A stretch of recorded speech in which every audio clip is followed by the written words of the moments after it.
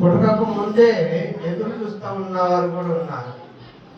వచ్చిన తర్వాత ఆయన ఏం చేస్తున్నాడని గమనించేవారు ఉన్నారు. ఈరోజు ఊరేగింపు అంటే ఇక పట్టజాలకుండా తెండోపతెండంగా ప్రజలు తరలి వచ్చిన వారు ఉన్నారు.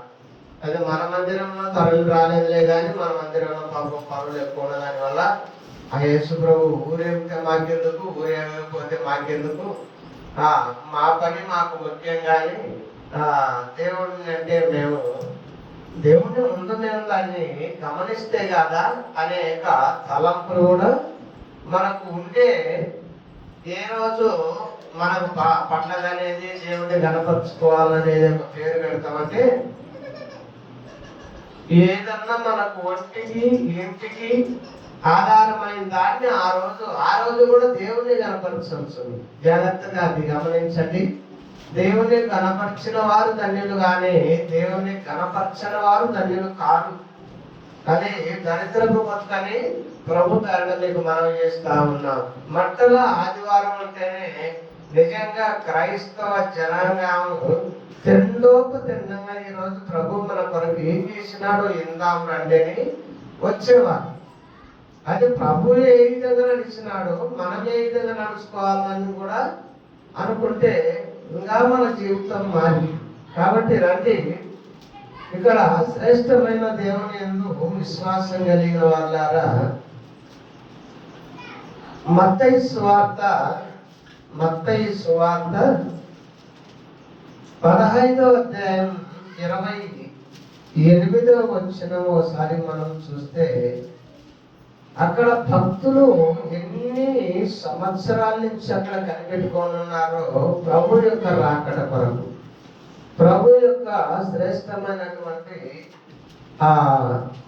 ఆ ప్రభును చూడటానికి, ప్రభువు చూసి ఆనందించడానికి ఎవరెవరు అక్కడ ఉన్నారని మనం చూస్తే నిజంగా దేవునికి స్తోత్రము కలుగుతుంది. అక్కడ దేవుడు నిజంగా మహిమ పొందుతున్నాడు. అక్కడ చూద్దాం రండి. 28వ వచనం 15వ అధ్యాయం 25వ వచనం 28వ వచనం. అందుకు యేసు, అమ్మా నీ విశ్వాసము గొప్పది. ఎంత విశ్వాసంగా ఆ రోజు ఊరేగింపు లేదు. ఆ రోజు నిజంగా ఒక ఘనత లేదు ఆయనకు. ఆయన మీద విశ్వాసంగా కష్టాలు ఇబ్బందులతో పోయిన వారికి ఆమె జరుగుతూ ఉంది. అమ్మ నీ విశ్వాసము నీకు ఏం జరుగుతుంది? అమ్మ నీ విశ్వాసము గొప్పది, నీవు కోరినట్లే నీకు అవును గాక అని మనం చూస్తే ఇక్కడ ఇంకా పుటకల కోసం ఎదురు చూసిన వారిని కూడా చూస్తాం రండి. అక్కడ బాధల కోసం, ప్రభు కోసం ఎదురు చూసిన వారిని చూస్తూ వచ్చినాము. ఇక్కడ లూకాసు సువార్త 37వ వచనంలో చూస్తే అక్కడ కూడా మనకు ఒక ఆదరణ కనబడతా ఉంది. లూకాసు సువార్త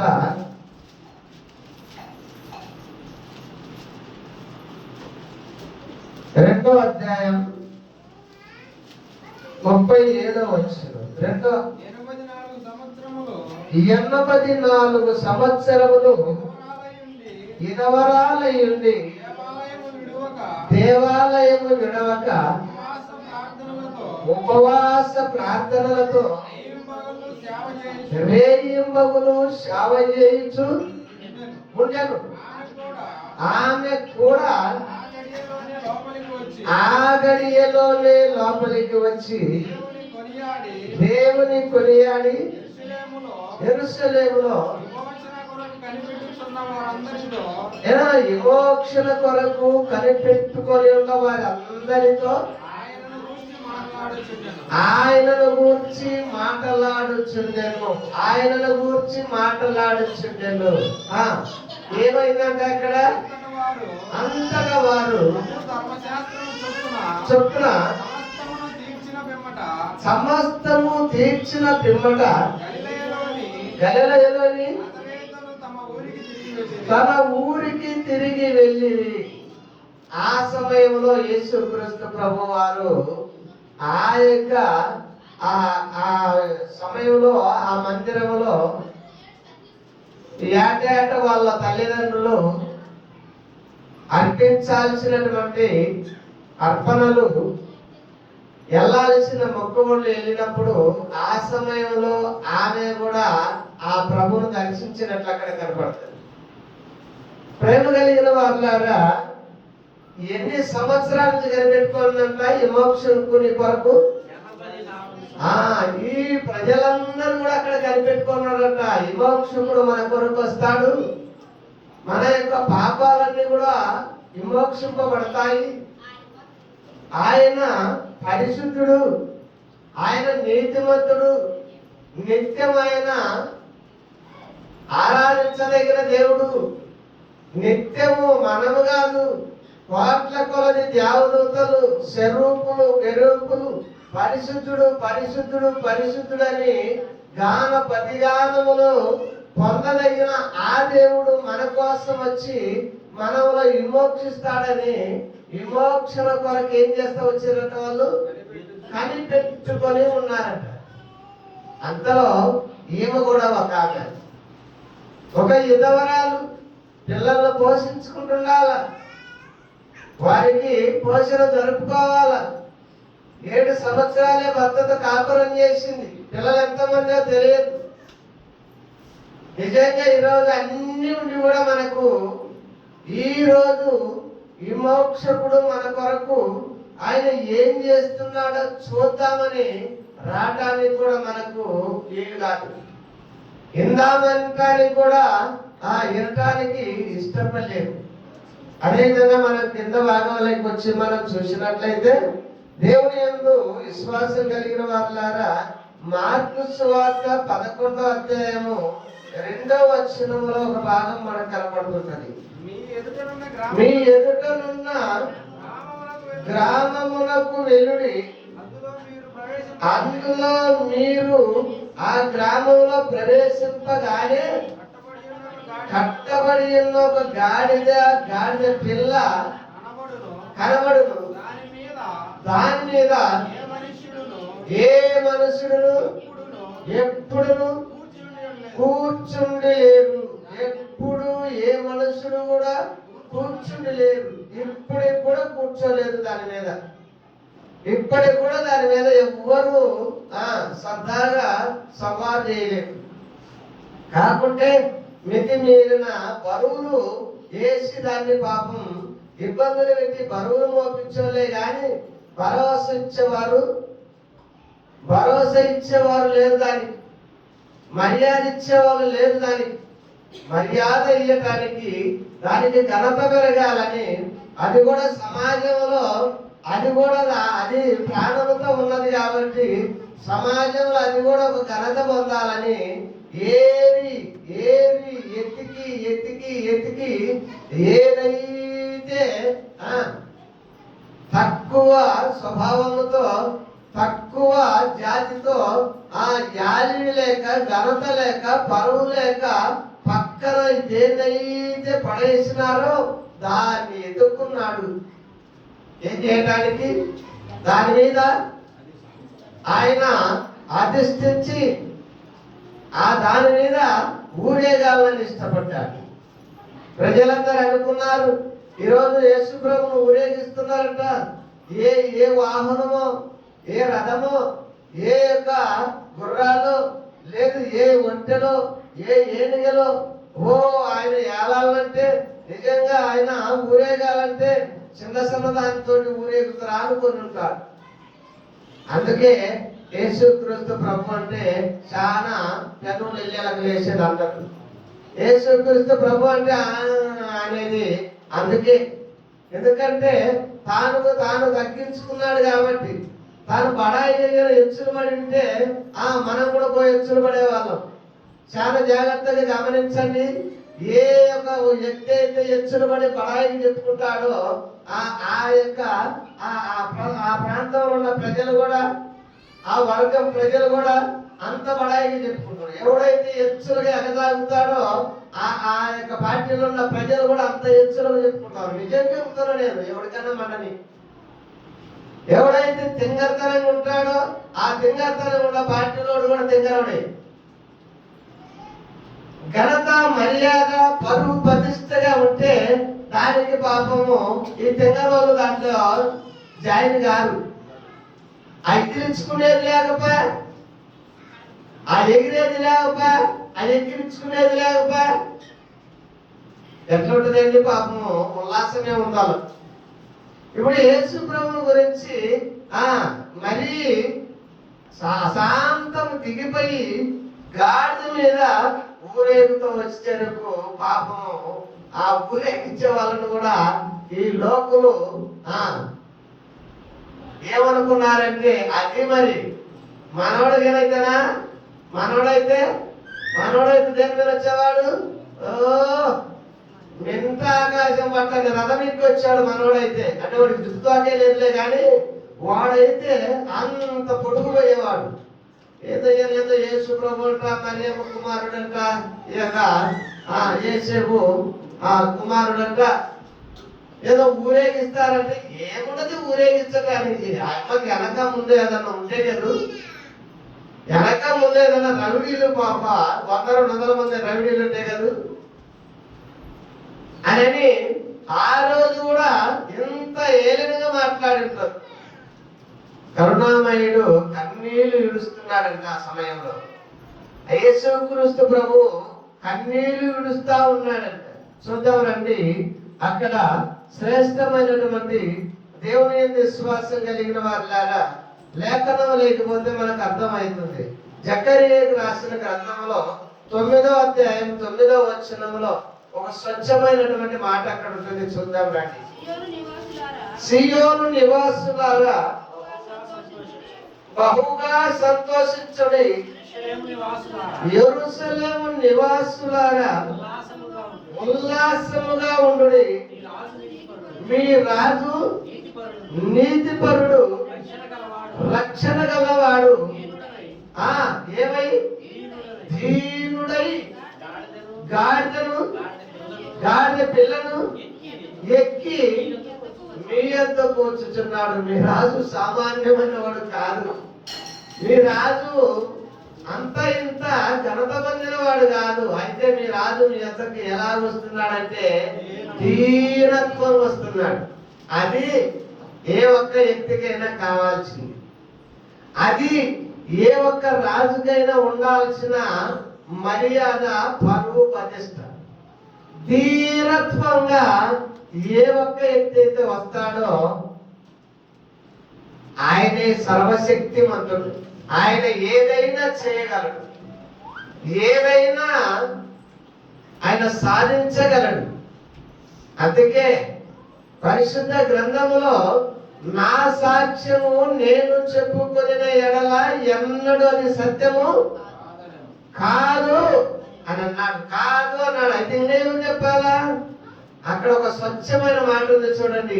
నేను నేను నేను నేను నేను అని డబ్బా కొట్టుకున్నాడంతా వాడు బడాయే తప్ప నిజంగా పనిచేసిన వాడు కానే కాడు. నేను చేస్తాను అంతా డబ్బా వాయించుకోవడమే తప్ప చేసే శక్తి అతనికి లేదు అని స్పష్టంగా రాయాలి. అక్కడ స్పష్టంగా వినాలి. అక్కడ నేను అంటాడు, నా సాక్ష్యము నేను చెప్పుకునే ఎడల కానీ ఎన్నడూ సత్యము కాదు.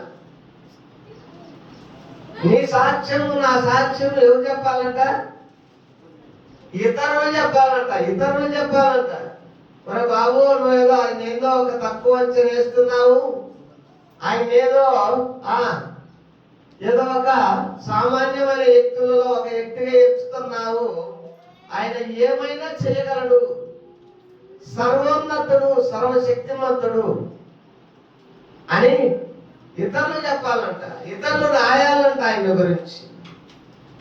ఇతరులు రాసిందే కానీ యేసు ప్రభువు ద్వారా ఆయనకై ఆయన ఎక్కడ నేను ఇచ్చేస్తానని ఎప్పుడు డబ్బ కొట్టుకున్నవాడు, బడాయి పలికినవాడు కానే కాదు. ఆయనే దేవుడు. అందుకే దేవుడు నా ద్వారా ఎంతో మంది ఉన్నారు అనేక సార్లు చెప్తాడు. అనేక సార్లు పరిశుద్ధ గ్రంథంలో చెప్తాడు ఆయన, ఇదిగో నీవు నీ ఇంటికి వెళ్ళి నీ భార్య బిడ్డలతో సుఖంగా ఉండు, లేక నీ యాజకునికి చూపించుకోపో నీ యొక్క వ్యాధి. యాజకుడు నిన్ను ఆశీర్వదించి ప్రజలందరిలో నిలబెడతాడు అంటాడు.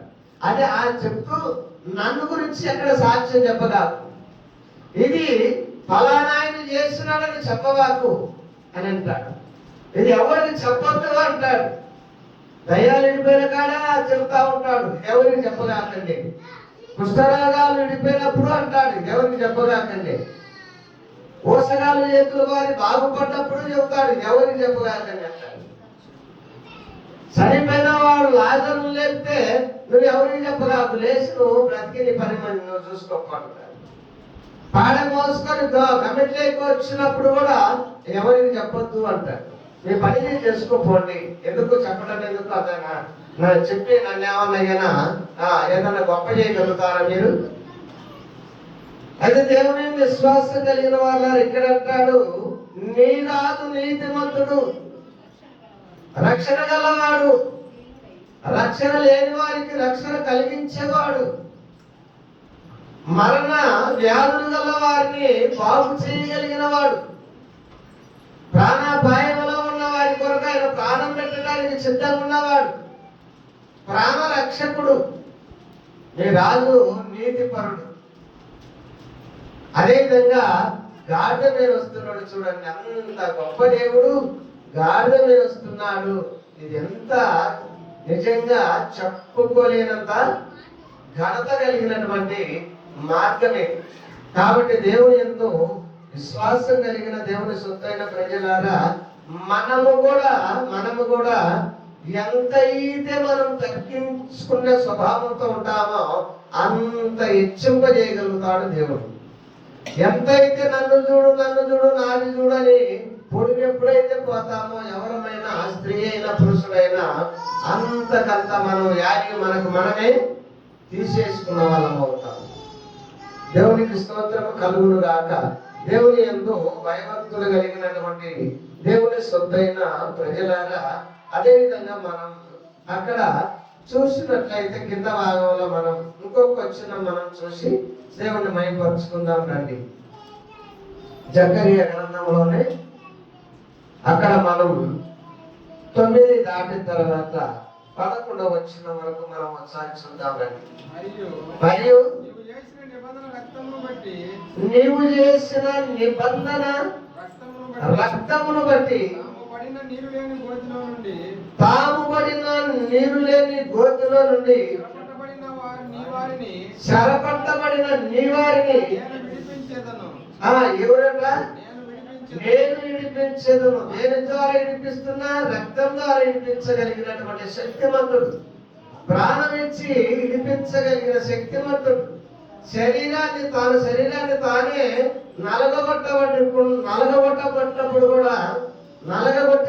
కూడా ఏమాత్రం ఎందుకంటే చేయకుండా పాపును విడిపించడానికి శక్తి సామర్థ్యం కలిగిన దేవుడు ఆ దేవుడు. ఈ దేవుడిని నిజంగా ఎట్లా లెక్కేసుకుంటున్నామంటే సామాన్యమైన లెక్కలేసుకుంటాం. యేసుప్రభుడు ఆయన్నే కానీ నిజంగా యాలివి లేని బ్రతుకైంది.